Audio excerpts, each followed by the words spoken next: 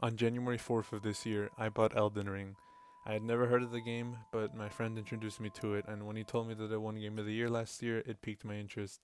Without knowing a whole lot about it, I bought it for $40 with some money that I had gotten for Christmas, and little did I know that this was just the start of my FromSoftware journey.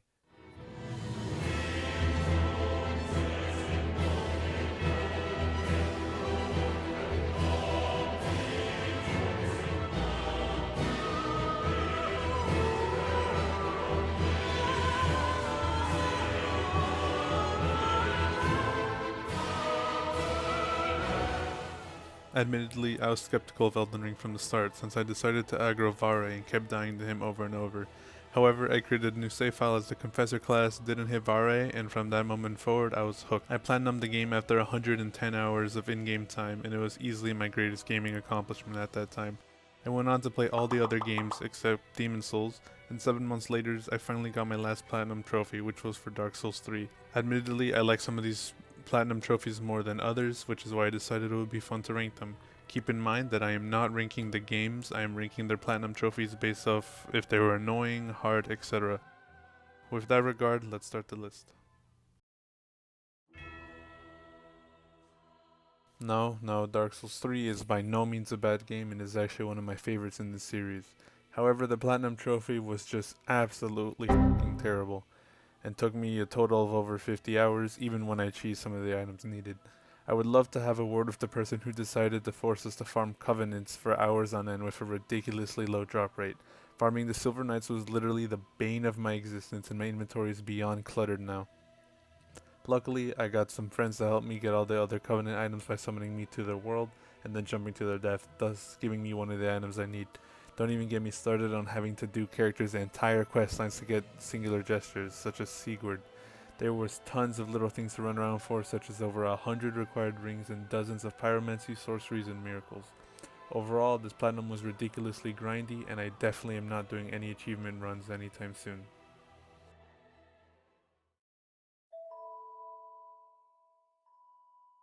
Taking me 51 hours to platinum, this game honestly is not much better when it comes to grinds. Having to do some super annoying stuff such as spending hours farming for sunlight medals and another few hours grinding invaders for the Bellkeeper's Covenant. The only reason that this game's platinum is not last is due to the convenience of bonfire aesthetics. A lot of items required you to trade in boss souls, and I stupidly used them all. Luckily, however, I was able to use bonfire aesthetics to respawn the boss and get the soul I needed. These also help tremendously with the trophies earned for inheriting Lucatiel's and Benhart's equipment. You need to complete their questlines, which both require you to kill 3 bosses with each of them. In order to avoid a massive headache, I simply decided to cheese the fuck out of it. With Lucatiel, I respawned the Flex House Sentry 3 times in order to get the credit, and with Benhart, I fought the Looking Glass Knight twice and Prowling Magus once. This game also had a good amount of running around collecting stuff, but not nearly as much was locked behind a quest or something of the sorts like they often are in Dark Souls 3.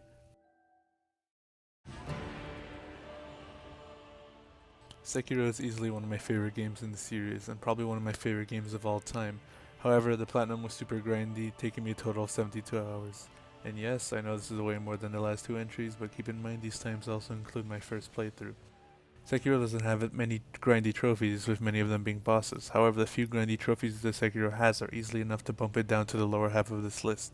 Some of the trophies include getting all the skills, which took hours of farming enemies, or all prosthetic upgrades, which took hours of farming crafting materials. You get the gist. Other trophies, such as all of the endings and all of the bosses, I thoroughly enjoyed, which is why I don't hate this trophy, but I might be a tad bit biased due to how much I just love Sekiro. Apparently, Dark Souls 1 has the rarest trophy in the Soul series, which is the trophy for collecting all of the rare weapons in the game. This trophy required a total of 49 weapons, but a lot of them were relatively easy to collect. Some of these weapons required some farming, however, they never took long, since the drop rates were never super terrible. The boss souls took some time, especially since it required me to go into New Game Plus 2 for all of Sif's weapons, however they weren't necessarily super tedious. The Covenant trophies were all easy, and the trophies requiring the different fortifications all were super quick too. There isn't too much to say about this trophy, it is a pretty standard platinum, not too grindy but also not exactly great either.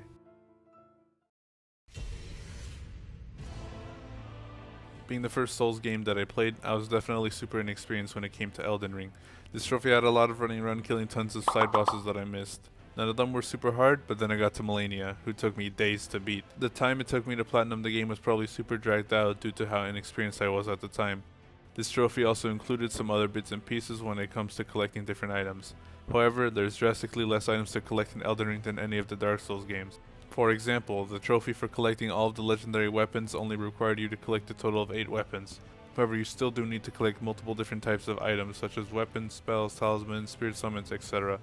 To be honest, I was still having a blast doing all of this as I was encapsulated in the game. Definitely not a particularly annoying platinum, however it is still outmatched by the number 1 spot.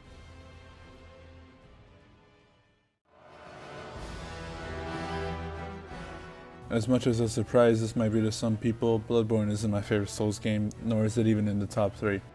However, I still definitely enjoyed its platinum the most. There was absolutely nothing to farm for, and most of the trophies never gave me a particularly hard time.